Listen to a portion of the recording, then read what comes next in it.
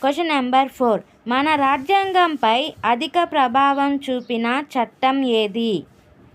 Answer 1935 భారత ప్రభుత్వ చట్టం. Question number 5.